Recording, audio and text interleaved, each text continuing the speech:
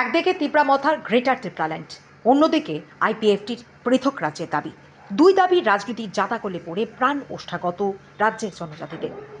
এতে রাজ্যের জনজাতি অংশের জনগণের কিছু লাভ হোক বা না হোক,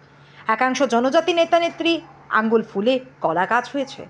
রাজনীতির এই খেলা এখনো অব্যাহত। এই রাজনীতির খেলাতেই ফের পৃথক রাজ্যের দাবিতে সুর চড়ালো আইপিএফটি। এডিসি এলাকাকে নিয়ে পৃথক রাজ্য গঠনের জন্য করো বা মরো, এই স্লোগানকে সামনে করে মঙ্গলবার সুপারিবাগান দশরথ দেব অডিটোরিয়াম হলে দলের 16তম প্রতিষ্ঠা দিবস উদযাপন করে আইপিএফটি।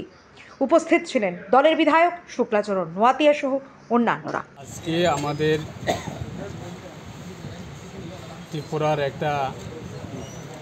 আঞ্চলিক রাজনীতি দলের স্বর্গীয় আমাদের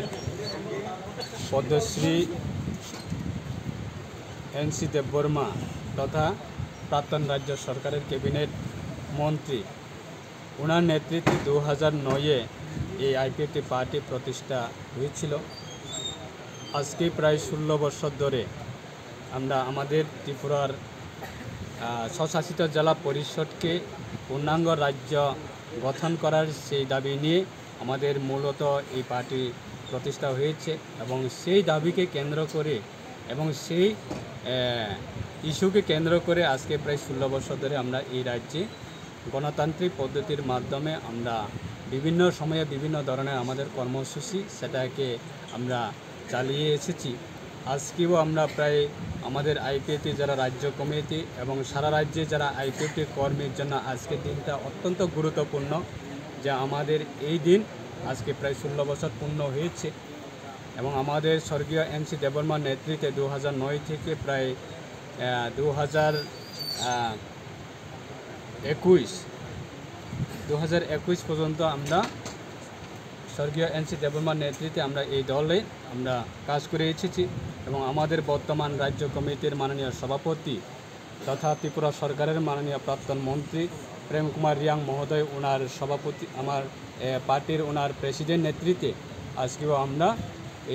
সেরকমভাবে আমরা গণতান্ত্রিক পদ্ধতির মাধ্যমে আমরা আমাদের বিভিন্ন কর্মসূচিকে আমরা নিয়ে সারা রাজ্যের আমাদের যারা আইপিএফটি কর্মী আছে তাদেরকে নিয়ে আমরা চালিয়ে যাচ্ছি। আগামী দিনেও আমাদের সেরকম কর্মসূচি থাকবে, যে গণতান্ত্রিক পদ্ধতি সেটা আমাদের ভারতের সংবিধানের মোতাবেক সেটা আমরা স্বশাসিত জেলা পরিষদকে আমরা পূর্ণাঙ্গ রাজ্য দাবি, পূর্ণাঙ্গ রাজ্য গঠন করা, সেটাই আমাদের মূলত আমাদের উদ্দেশ্য। আগামী দিনেও সেটা আমরা গণতান্ত্রিক পদ্ধতির মাধ্যমে আমরা সেটা করে যাব এবং সারা রাজ্যের ক্ষেত্রে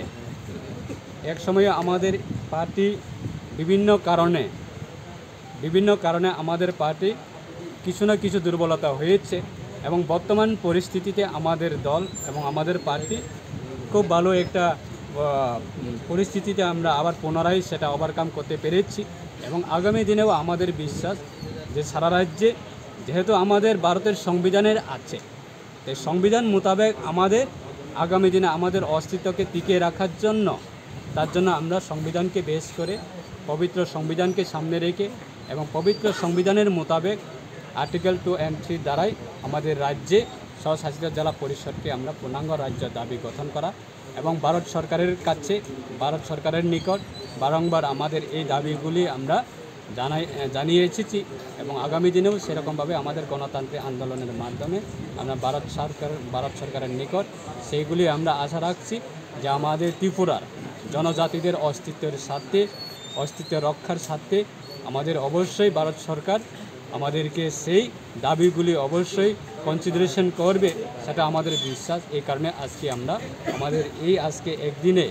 যে আমাদের পার্টি ফাউন্ডেশন ডেতে আমাদের বিভিন্ন বিষয়বস্তু নিয়ে আমরা আলোচনা করব, তার কারণে আজকে আমরা একদিনের জন্য আগরতলা দর্শক ভবনে আমাদের এই আজকে একদিনের কর্মসূচি অনুষ্ঠান।